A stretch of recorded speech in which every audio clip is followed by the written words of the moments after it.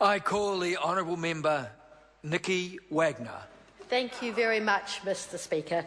It's my pleasure to speak to the Prime Minister's statement and to add my support to our government's financial plan to strengthen the economy, encourage investment in New Zealand and grow jobs for New Zealanders. Like most New Zealanders, I love our beautiful, unique country, and I understand how important it is to manage our natural resources intelligently and well, so we can preserve and enjoy the unspoilt qualities of our countryside and our environment. I believe in the blue-green philosophy that our economy and our quality of life are predicated on a clean, green environment, and that the economy and growth and improving the environment can and must go hand in hand. It's the cleanliness, the freshness and the beauty of our country, the rivers, the lakes, the mountains and the forests that define us all as a nation and that make us so attractive to tourists, to investors and to immigrants from around the world. In fact, everywhere I go in the world, I'm told how fortunate New Zealand is. Immigrants are attracted to our country by our wonderful open spaces, because we're politically stable, because we have a safe country, a low crime rate, and furthermore, people know that in New Zealand we have opportunities to create a great lifestyle and a quality of life. New Zealand is a lucky country. We have huge water resources. We have a temperate climate that allows us to grow high-quality foods, which is in demand internationally. And over the years, we have developed renewable energy resources that are increasingly valuable. We are innovative, well-educated, and know how to work together collaboratively. We have all the ingredients for a bright future, but we need to manage these ingredients efficiently and well. Now, in the face of this worst global recession since the 1930s, this government has managed our finances carefully and effectively, and we now are on a path to get back into surplus and to start reducing debt. John Key's national government is working hard to create a more productive and competitive economy which will attract investment, will support exporting, provide new jobs and help New Zealanders earn and save. And we are succeeding. Our economy is growing and is expected to continue to grow for at least 2.5% a year for the next 3 years, which is a stronger growth rate than Europe, stronger than the UK, stronger than Japan and Canada. And that is a real achievement which New Zealanders can be proud of. Now, the national government is ambitious for New Zealand and New Zealanders. We're building on the strengths as a nation. We're investing in education and training of our young people.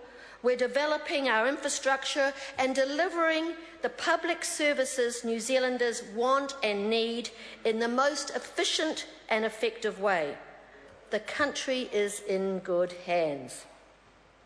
But for me, the focus is on the city of Christchurch and the commitment that this government has made to the rebuild of our city after the earthquakes.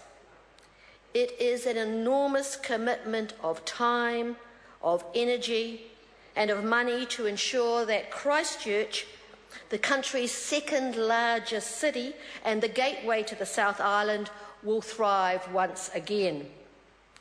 The funding commitment has been huge. $5.5 billion to the Canterbury Earthquake Recovery Fund, $2.2 billion to SCIRT, that's the Stronger Canterbury Infrastructure Recovery Team and their repair works. So that's all about roads, sewers and water pipes. Over $500 million has already been paid out, with a further $40 million of work being completed and paid for every month. One of the best things that the government did was that immediately after February 22nd, the government supported 63,000 workers who were working for earthquake-devastated businesses. It provided a $200 million wage support package, which saved hundreds of small businesses and the jobs that those businesses provided. There was also funding, $6.8 million, to actually help those businesses get back on their feet, and $4 million to exporters so that they could reinsure their partners overseas that they were still in business and were keen to keep trading. There's also special funding made available for Christchurch and Canterbury tourism, and $10 million to back social support service agencies. All this funding has been appreciated and well used.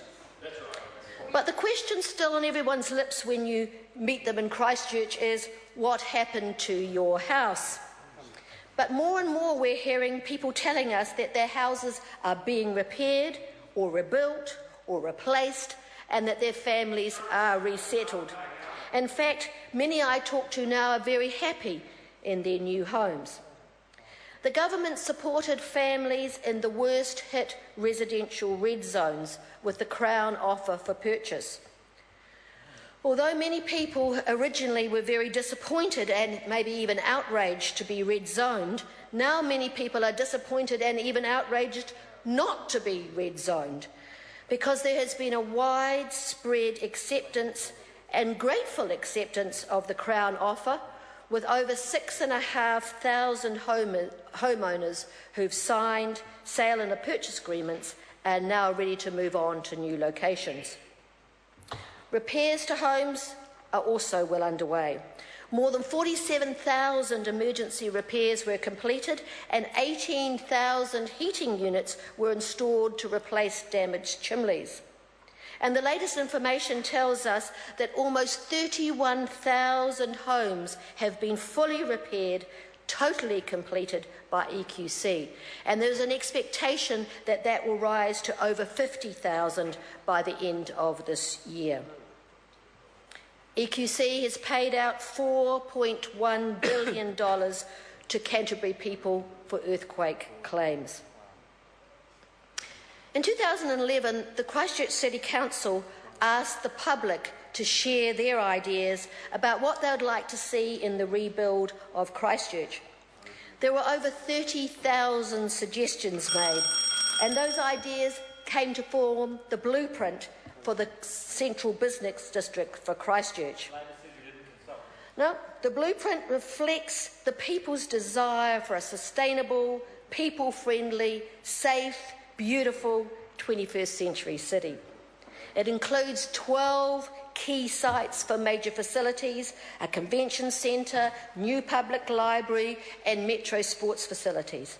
It's an exciting vision, and people from all over the world are keen to be involved in its creation.